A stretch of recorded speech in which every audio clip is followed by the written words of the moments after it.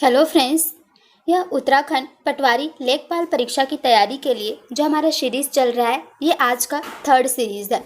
इसकी 2 सीरीज़ जो है वो चैनल पर है, तो आप अगर उसको नहीं देखे हैं तो उसको भी जा कर के देख सकते हैं। चलिए वीडियो को स्टार्ट करते हैं। पहला क्वेश्चन है, दलाल स्ट्रीट कहाँ पर स्थित है? आंसर है मुंबई में। दलाल स्ट्रीट जो है वह मुंबई में स्थित है। इसके बारे में एक्स्ट्रा फैक्ट कुछ हम लोग और जान लेते हैं। बम्बई शेयर बाजार दलाल स्ट्रीट मुंबई में स्थित है। यह भारत और एशिया का सबसे पुराना स्टॉक एक्सचेंज है। इसकी स्थापना कब हुई थी? 1875 में हुई थी। दूसरा एक्सचेंज नेशनल स्टॉक एक्सचेंज है। तो देखिए, अगर एक क्वेश्चन आपसे यह भी पूछे कि सबसे पुराना स्टॉक एक्सचेंज कौन सी है, तो यह भी मुंबई का जो स्टॉक एक्सचेंज है उसका नाम है दलाल स्ट्रीट। यह सबसे पुराना है। यह भारत का ही नहीं बल्कि एशिया का सबसे पुराना है। इसकी स्थापना कब की गई थी? 1875 में की गई थी।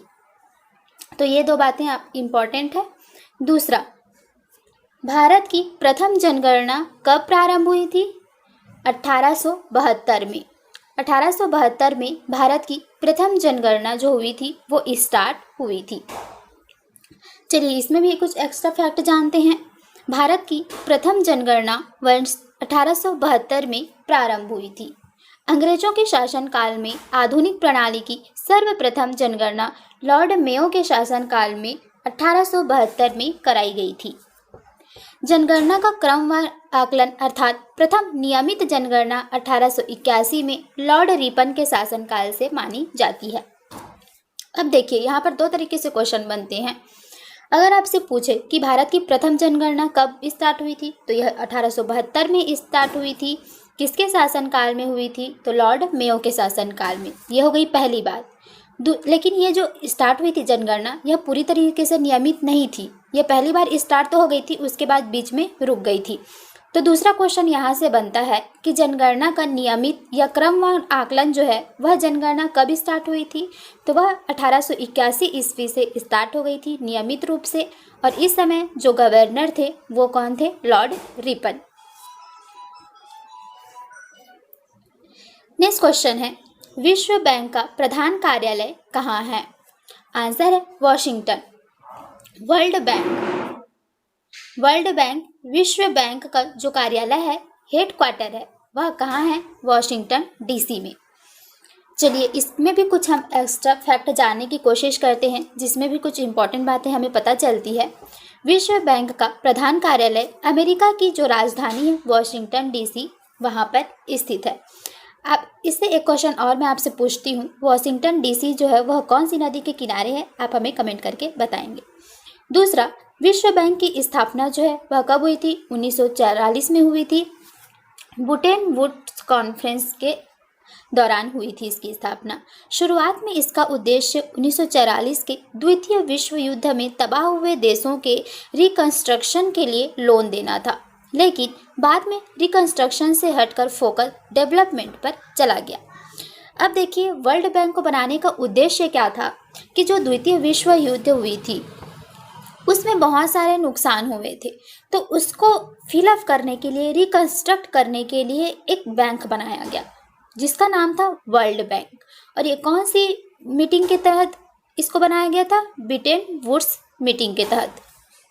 ठीक, लेकिन जब रिकंस्ट्रक्शन वाला जो पीरियड था वो चला गया, तो बाद में सोचा गया कि इसको रिकंस्ट्रक्शन से हटाकर जो भी देश हैं उनके डेवलपमेंट के लिए पैसे यहाँ से उधार में दिए जाएंगे। तो यह वर्ल्ड बैंक उसी उद्देश्य से बना था, लेकिन बाद में इसका उद्देश्य चेंज हो गया और अब तक यह जो बैंक है वो कार्यरत है। इसकी स्थापना जो हुई थी 1944 में हुई थी।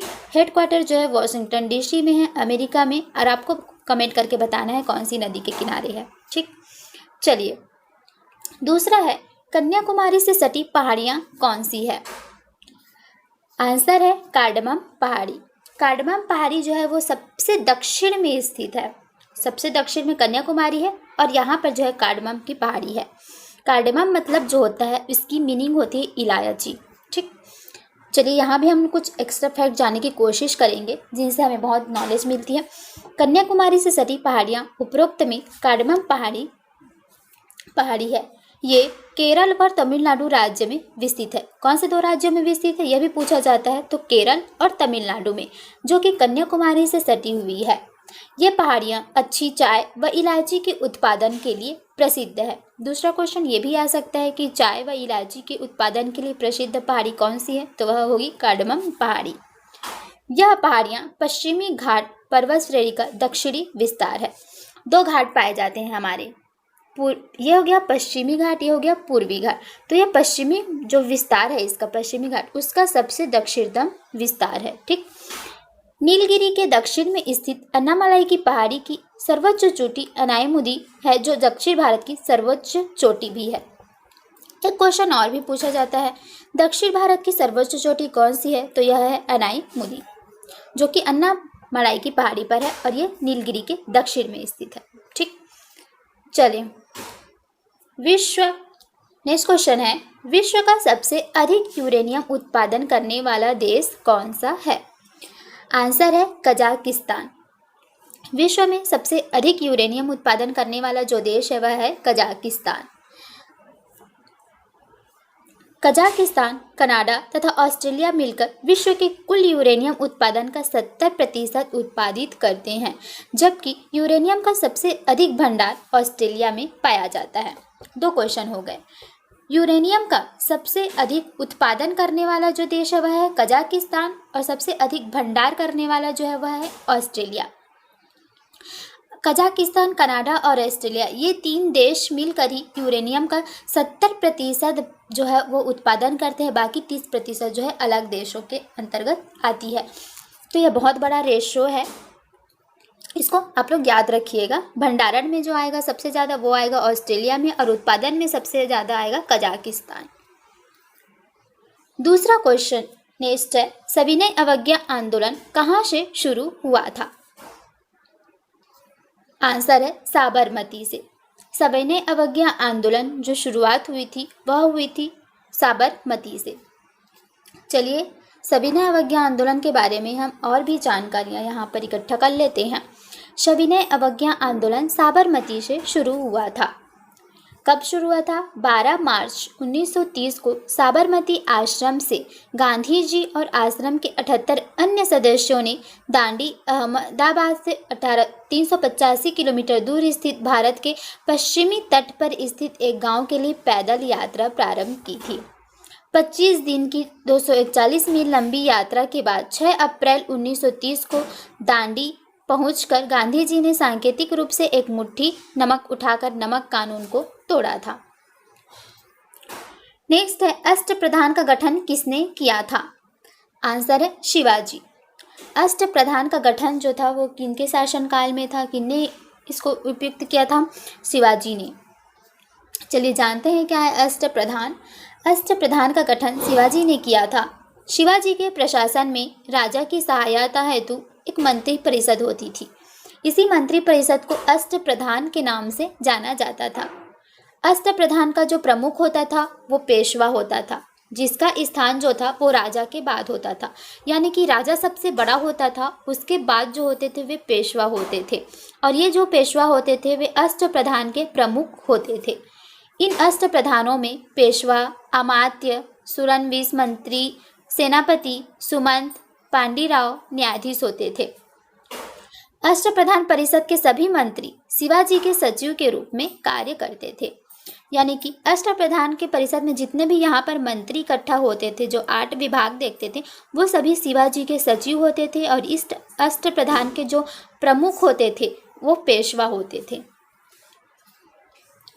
नेक्स्ट क्वेश्चन है, प्रकाश संश्लेषण का अंतिम उत्पाद क्या होता है? आंसर है ऑक्सीजन। प्रकाश संश्लेषण की क्रिया के दौरान जो अंतिम उत्पाद बनता है वह बनता है ऑक्सीजन, और इसका प्रयोग हम लोग करते हैं। नेक्स्ट चलिए इसका हम लोग एक्सप्लेनेशन देख लेते हैं। प्रकाश संश्लेषण का अंतिम उत्पाद ऑक्सीजन है। पौधों में जल, प्रकाश, पर्णहरित तथा कार्बन डाइऑक्साइड की उपस्थिति में कार्बोहाइड्रेट के निर्माण को ही प्रकाश संश्लेषण कहा जाता है। तो प्रकाश संश्लेषण के लिए किसकी आवश्यकता होती है? जल, प्रकाश और क्लोरोफिल। प्रकाश संश्लेषण के लिए आवश्यक जल पौधों की जड़ों के द्वारा अवशोषित किया जाता है। इस प्रकाश के संश्लेषण के दौरान निकलने वाली ऑक्सीजन इसी जल के अपघटन से प्राप्त होती है। नेक्स्ट है, पानी का जो pH वैल्यू होती है वो कितनी होती है? आंसर है 7। pH स्केल जो होती है वो 0 से 14 तक होती है, बीच में जो होती है 7 होती है। तो 0 से जो 7 के बीच में होती है वो जो भी वैल्यू होगी वो एसिडिक नेचर की होगी। 7 से 14 तक की जो भी होगी वो बेसिक यानी कि क्षार की प्रकृति की होगी। तो जो पानी होती है वो उदासीन प्रकृति की होती है, इसलिए उसकी जो pH वैल्यू होगी वो 7 होगी। pH मान किसी विलयन की अम्लता तथा क्षारकता को बताता है। 7 से कम pH वाले विलयन को अम्लीय कहा जाता है, जबकि 7 से अधिक pH वाले विलयन को क्षारीय कहा जाता है। WHO के अनुसार 100 से 50 TTS के पानी को पीने के लिए सही बताया है। नेक्स्ट क्वेश्चन है, विद्युत धारा की इकाई क्या है? विद्युत धारा को किस में मापते हैं? यहाँ पर लिखा है विद्युत शक्ति। विद्युत धारा को जो मापते हैं वो होता है एम्पियर, और यहाँ पर लिखा है विद्युत शक्ति। तो विद्युत शक्ति को मापने के लिए क्या हो जाएगा? वॉट का उपयोग करते हैं। किसी विद्युत परिपथ में जिस दर से विद्युत ऊर्जा स्थानांतरित होती है उसे विद्युत शक्ति कहते हैं। एमीटर के द्वारा विद्युत धारा को मापा जाता है, जबकि एम्पियर विद्युत धारा का मात्रक होता है। कूलाम जो होता है वो विद्युत आवेश का मात्रक होता है। तो ये थे फ्रेंड्स हमारे कुछ क्वेश्चन जिनको कि हमने डिटेल से जाना। बहुत ही इंपॉर्टेंट है, जितने भी क्वेश्चन हैं सब एग्ज़ाम में आते रहते हैं। अगर वीडियो आपको पसंद आता है तो वीडियो को लाइक कीजिए, शेयर कीजिए, कमेंट कीजिए, और सारे वीडियो का नोटिफिकेशन आप पाना चाहते हैं तो बेल आइकन को भी प्रेस कर लीजिए। साथ में चैनल को भी सब्सक्राइब कर लीजिए, और व्हाट्सएप ग्रुप से ऐड होना चाहते हैं तो इस नंबर पर व्हाट्सएप कर दीजिए, आपको ऐड कर लिया जाएगा। Thank you.